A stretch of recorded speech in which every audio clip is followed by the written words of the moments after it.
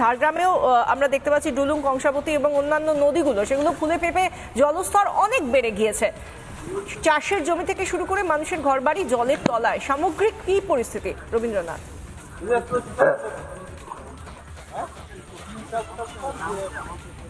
একেবারে বিশাখা, আমি এই মুহূর্তে যে জায়গাতে রয়েছি তুমি বুঝতেই পারছো যে সাঁকরাইল ব্লকের গড়ধরা ঘাট।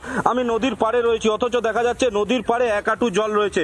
এই যে জায়গাতে রয়েছে এটা রাস্তা ছিল গড়ধরা ঘাট। এই ফেয়ারওয়েদার সেতু দিয়ে একদিকে রয়েছে নয়াগ্রাম ব্লক, এক পাড়ে রয়েছে সাঁকরাইল ব্লক। অর্থাৎ ধাপে ধাপে জল ছাড়ার ফলে গালুডি চান্ডিল থেকে ধাপে ধাপে জল ছাড়ার ফলে একদিকে অতিবৃষ্টি, যার ফলে ফুলে ফেঁপে উঠেছে সুবর্ণরেখা নদী। ক্রমশ যে সুবর্ণরেখা নদীর চিত্রটা ক্যামেরা পার্সনকে বলবো দেখানোর জন্য, যে সুবর্ণরেখা নদীর চিত্র যে ক্রমশ ফুল ফেঁপে উঠেছে, ক্রমশ ভয়ানক রূপ ধারণ করছে সুবর্ণরেখা নদী। ইতিমধ্যে নয়াগ্রাম ব্লকের একাধিক নিচ পাতিনা, উপর পাতিনা, নরসিংহপুর সহ একাধিক গ্রাম যেমন প্লাবিত হওয়ার আশঙ্কা, জলমগ্ন হয়েছে একাধিক গ্রাম, তেমনি সাঁকরাইল ব্লকের একাধিক গ্রামও জলমগ্ন হওয়ার সম্ভাবনা রয়েছে। ইতিমধ্যে নজরদারি চালানো তীরবর্তী এলাকায়। দেখা যাচ্ছে যে ছবি ক্যামেরা পার্সনকে বলবো দেখানোর জন্য, যে ছবি স্থানীয় জনপ্রতিনিধি, স্থানীয় বিধায়ক ডক্টর খগেন্দ্রনাথ মাহাতো, তিনিও এই মুহূর্তে নদীর তীরে এসে এলাকা পরিদর্শন করছেন, মানুষের যাতে সমস্যা না হয়, কতটা ক্ষয়ক্ষতির পরিমাণ সমস্ত কিছু আমরা জানার চেষ্টা করব। ডাক্তারবাবু, কতটা ক্ষয়ক্ষতির পরিমাণ এখনো পর্যন্ত? জল তো বেড়েছে, ঝাড়খণ্ড থেকে জল ছাড়ার পরে নদীতে জল ভরে আছে, একদম বিপদসীমার কাছাকাছি আছে। তো আমরা সেই জন্য সবসময় সতর্ক করছি মানুষজনকে যাতে কেউ পারাপার না করে, কোনোভাবে এখানে নৌকা যাতে না নামায়। দেখেছেন আপনারা যে ফেয়ারওয়েদারটা পুরোটাই ডুবে গেছে, তাই মানুষকে সচেতনতা করার সাথে সাথে যে গৃহপালিত পশু যেগুলো আছে সেগুলো যাতে না ছাড়ে। অর্থাৎ এই মুহূর্তে দেখছেন প্রচণ্ড সমস্ত কিছু ভেসে যাওয়ার জন্য এবং প্রশাসন থেকে, আমাদের পুলিশ প্রশাসন থেকে এবং আমরা যারা জনপ্রতিনিধি আছি সবাই মিলে কিন্তু এখানে মানুষকে সতর্কতা একটা বার্তা দিচ্ছি। আপনারা জানেন যে মাননীয় মুখ্যমন্ত্রী মমতা বন্দ্যোপাধ্যায় আমাদেরকে নির্দেশই দিয়েছেন একরকম যে মানুষের পাশে থাকার জন্য, যে কোনো পরিস্থিতিতে, বন্যা পরিস্থিতি, খরা পরিস্থিতি বলুন এবং বা ভালো সময়, সবসময় মানুষের পাশে থাকার। সেই জন্য আমরা সবসময়, আমরা দেখেছেন যে কালকেও আমরা এই চত্বরে ঘুরে বেড়িয়েছি, মানুষকে সচেতনতার বার্তা দিচ্ছি।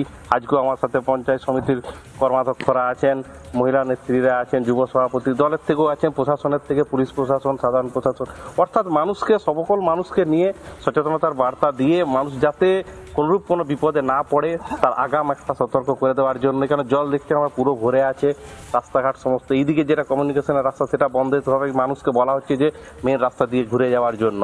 অর্থাৎ মানুষকে সতর্কতার মধ্যে দিয়ে কিন্তু আমরা এগুলো আটকাতে পারি, যে কোনো দুর্ঘটনা ঘটা। কোন কোন এলাকায় জল ঢুকছে এখন?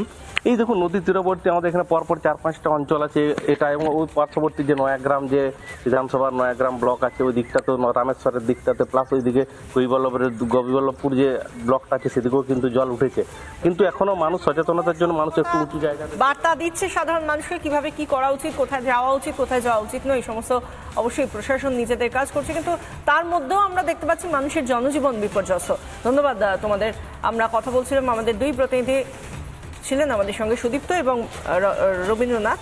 এর পাশাপাশি আমরা একবার শোনাবো যে দক্ষিণবঙ্গের এই জলভাসী অবস্থা তা নিয়ে সুকান্ত মজুমদার এবং প্রাক্তন রাজ্যপাল এবং বিজেপি নেতা তথাগত রায় তাঁরা ঠিক কি বলছেন, শুনুন। সে যদি না থাকে তাহলে কিভাবে পরিবর্তন হবে? কোনো পরিবর্তন হবে না। সরকার চায় না তো, সরকার চায় প্রতি বছর বন্যা হোক, প্রতি বছর এরকম ঝড় হোক, কেন্দ্র থেকে ফান্ড আসুক, তারপর চুরি করতে সুবিধা হবে, চুরির ব্যবস্থা রাখতে হবে, নাহলে কিভাবে হবে? আপনার বন্যা নিয়ন্ত্রণ করার জন্য আপনার পলিসি দেখা দরকার। রাজ্য সরকারকে জিজ্ঞেস করুন যে পলিসি কি, আগামী 20 বছর পর রাজ্য সরকার কি ভাবছে। কোনো মুখ্যমন্ত্রীর কোনো চিন্তা ভাবনাই নেই যে আগামী 50 বছর পর, হয়তো উনি থাকবেন না, আগামী 50 বছর পর বাংলা কোথায় যাবে তা নিয়ে রোড ম্যাপ কোথায় মুখ্যমন্ত্রী? সরকার শুধু আমাদের পশ্চিম কলকাতা শহরের যে মাননীয় মহানাগরিক বলেছিলেন দাওয়াতে ইসলাম দেওয়া, দাওয়াতে ইসলাম দিচ্ছি, সেই দাওয়াতে ইসলামটাই হচ্ছে এখন সরকারের প্রথম প্রায়োরিটি, প্রথম কাজ। তো বন্যা পরিস্থিতি 10টা হিন্দু ভেসে গেল, তাতে কি এসে যায়?